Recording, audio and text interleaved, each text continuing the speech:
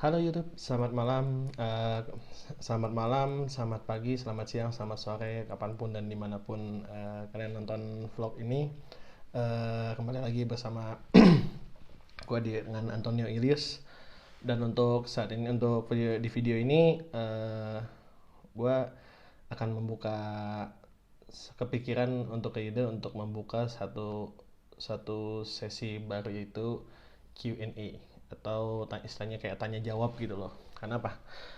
Gue tuh udah sering banget orang banyak yang nanya sama gue, alhamdulillah gitu ya, banyak yang pada minta pendapat gue atau opini gue gitu ya, karena mungkin karena basicnya gue juga seorang pengajar di sekolah, jadi atau ya entahlah, mungkin karena ya gue bukan bukan gimana ya, gue juga belum pengalaman, tapi ya seenggaknya mungkin gue ada ilmu sedikit di bidang yang nanti akan kita bahas gitu ya.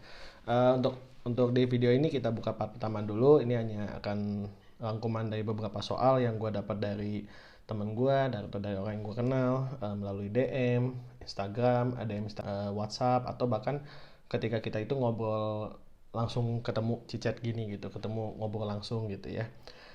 Gue putuskan untuk rangkum aja beberapa pertanyaannya dan beberapa yang banyak mereka tanyakan, teman-teman gue tanyakan. Tapi tenang, siapapun yang nanya, gue sementara ini belum bisa dulu ngasih kalian siapa yang bertanya apa gitu ya, karena ya mungkin takutnya ada sangkutan masalah pribadi atau gimana gitu kan ya. Gue akan, apapun pertanyaannya, gue akan memberikan jawaban yang terbaik ya, jawaban terbaik. Eh, ini pokoknya nggak ada batasan ya, mau tanya tentang apapun. Kalau misalkan kalian misalkan setelah nonton video ini pengen nanya-nanya juga sama gue, boleh boleh DM gue di Instagram kalau misalnya belum punya nomor gue, atau ya bisa, oh kita bisa diatur lah, nanti kita bisa follow juga di media sosial gue, atau komen juga di bawah di YouTube ini juga nggak apa-apa ya, nanti akan gue jawab lagi, mungkin melalui YouTube atau melalui gimana. Yaudah, yuk kita mulai dengan soal pertama.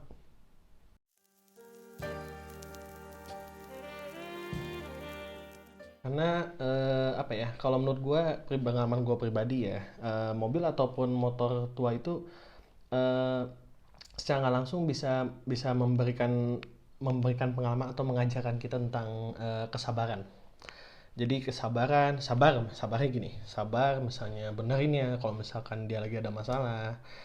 Sabar kita hunting-hunting spare partnya kalau misalkan kebetulan mobil atau motor kita memang barang yang nggak umum di pasaran kayak gitu ya. Apalagi kalau misalkan umum pun di pasaran, biasanya kalau mobil udah umur itu spare partnya akan agak susah untuk mencarinya. Kenapa susah? Karena kan dia sudah tidak umum lagi ada di jalanan gitu. Jadi dan kadang-kadang eh, toko-toko spare part pun update-update-nya nyediain itu barang-barang yang baru gitu, barang-barang yang baru. Jadi nggak terlalu, barang-barang yang lama tuh biasanya adanya istilahnya bahasanya NOS atau new old stock, atau nggak bisa ngakalin kalau misalnya nggak nemu yang barunya, ya kita tinggal beli yang second partnya atau beli yang KW-nya gitu. Selama itu barangnya bagus ya nggak masalah gitu, seenggaknya kan barang spare part di mobil kita ganti gitu.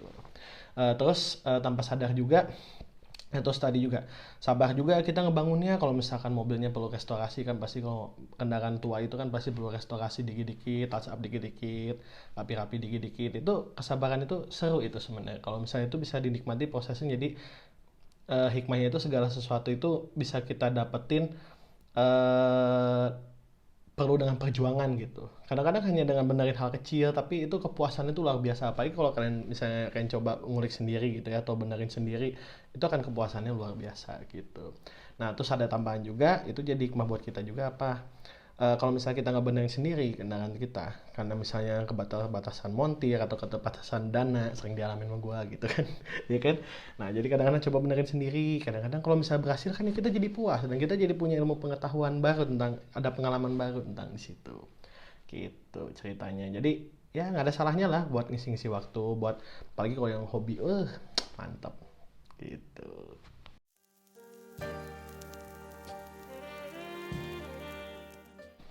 Tertarik sih, tertarik lah banget, pingin mobil-mobil baru keren-keren banget, cuman duitnya belum cukup.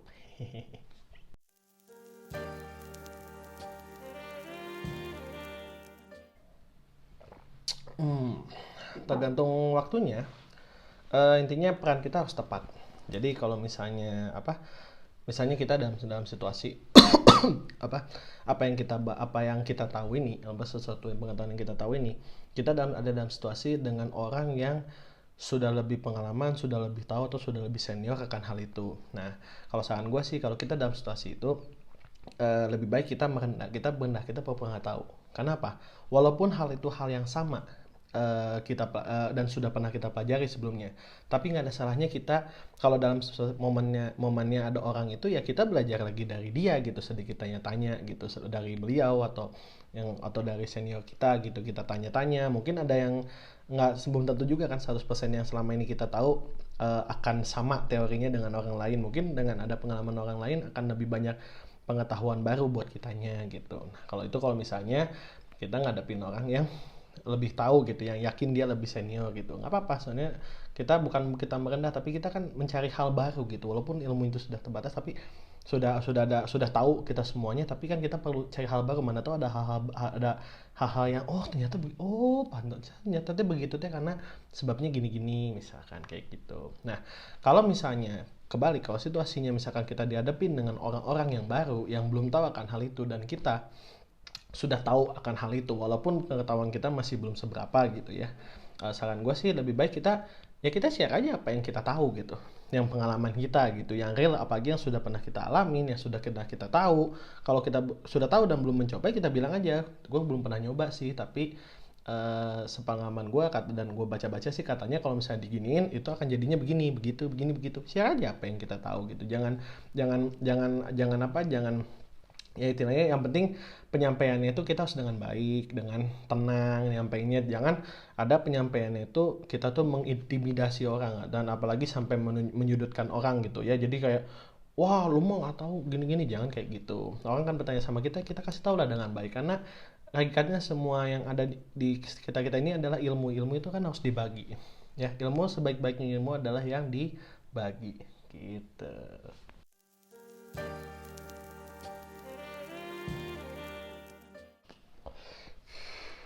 Enak karena bergaul dengan anak-anak sekolah itu, ya anak-anak gue kan kebetulan guru di salah satu pengajar juga ya di SMP dan SMK di Kota Bandung, dan ya sudah hampir 10 hampir 11 tahun lah mengajar gitu ya.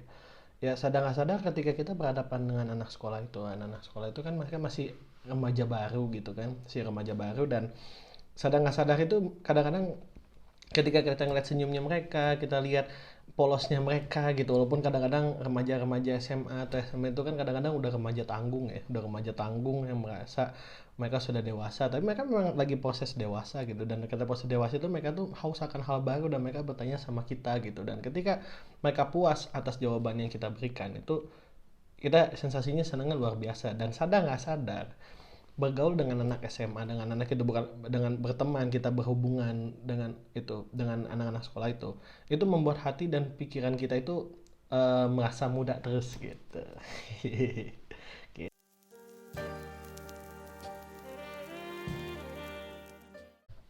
Satu, jangan jangan apa namanya jangan membuka banyak hal tentang pribadi kita atau pribadi teman-teman semua dengan sembarang orang.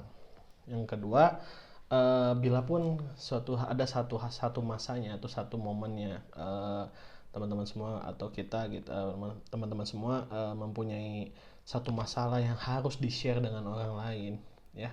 Harus di-share dengan orang lain. Pilihlah orang yang benar-benar bisa dipercaya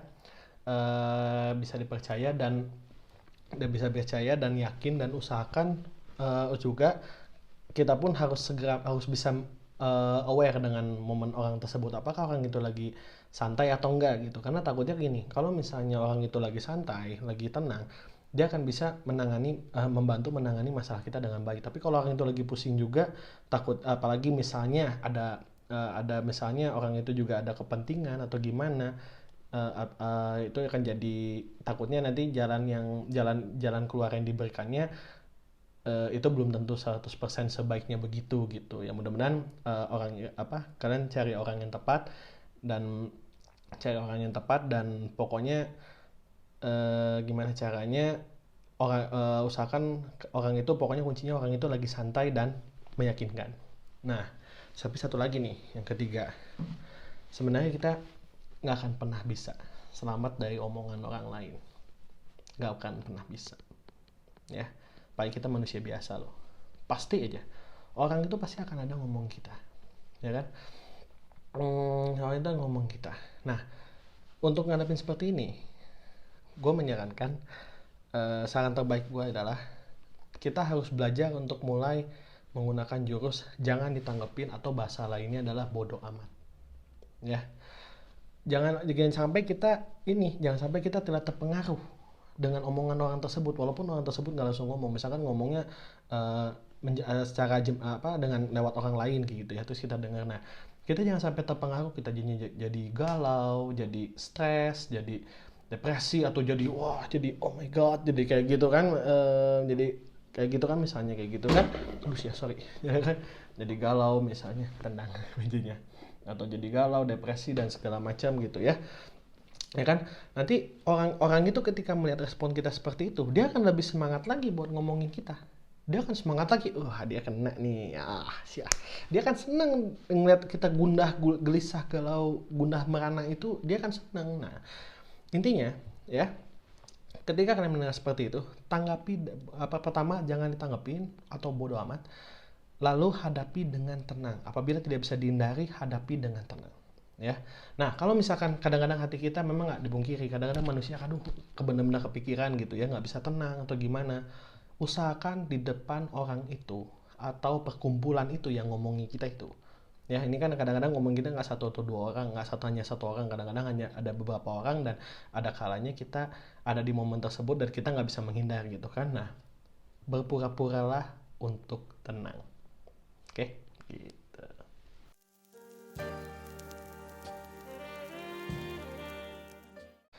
Pertama, mata. Lihat cara dia memandang kita, ya. Lihat cara dia memandang kita, enak atau enggak, beda ada kan. Kita sebenarnya bisa bedain, manusia itu dikasih kelebihan sama Tuhan ya, sama Allah Subhanahu wa taala. Mata kita itu bisa melihat sesuatu, kalau misalnya ada perubahan bahasa tubuh sedikit, itu bisa pertama itu kelihatan dari mata, ya, enak atau enggak. Nah, itu secara nggak langsung hati kita akan ngerasa, kayaknya kok ngeliatnya nggak enak kayak gitu ya, ya kan. Nah, kita bisa merasa kok gitu. Dan yang kedua,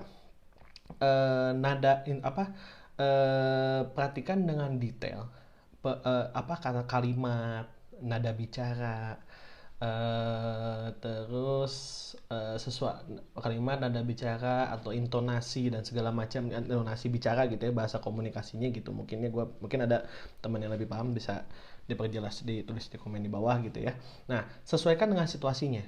Jadi misalnya gini, kalau misalkan situasinya lagi ngobrol santai, tenang, tapi dia misalkan bahasa Jawa itu ngobrolnya agak-agak ngegas atau gimana, nah itu kita mesti aware, ya.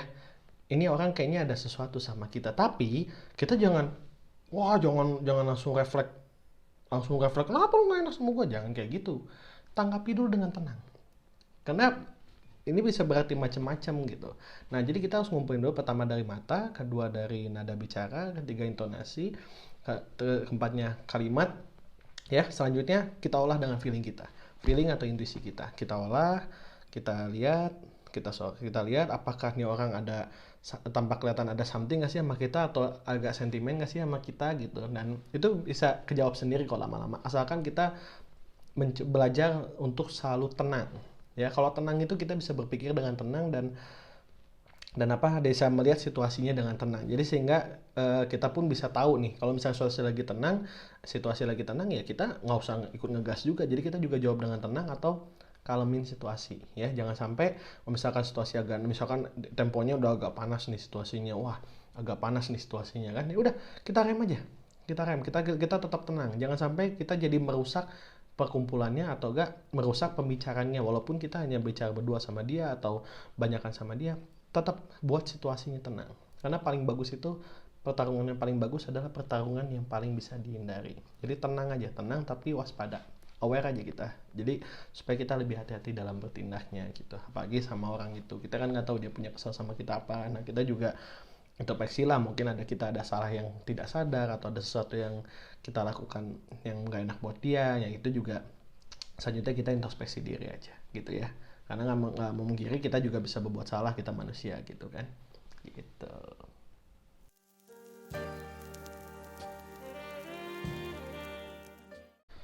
Hmm, ini banyak banget pertanyaan. Gue dapat pertanyaan ini dari segala kalangan usia, mau dari anak-anak sekolah, mau dari anak-anak apa ya orang dewasa atau yang sepantaran gue atau yang udah dewasa atau gimana ya.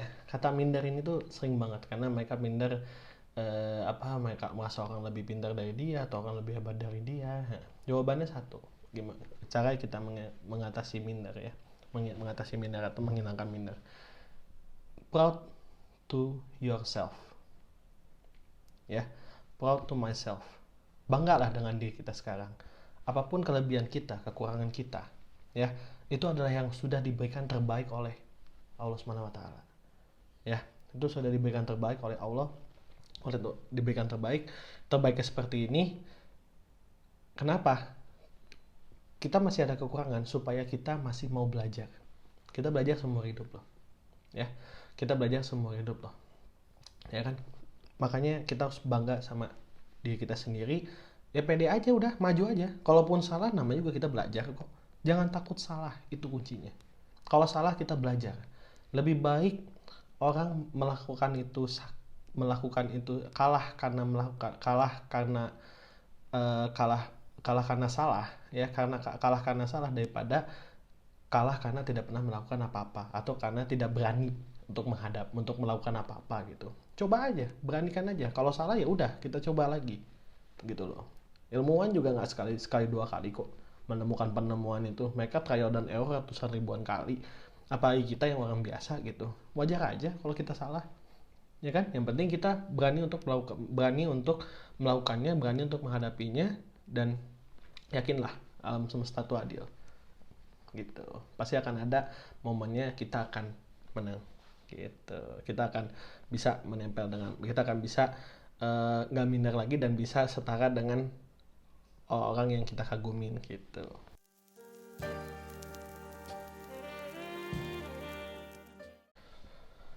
Komitmen dengan diri sendiri, ya, rahasia itu jangan bicarakan dengan siapapun.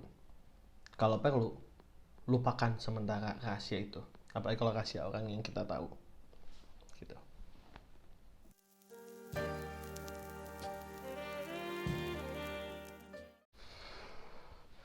Penghargaan. Jadi kalau menurut gue, komitmen ini adalah penghargaan untuk diri kita sendiri sebenarnya.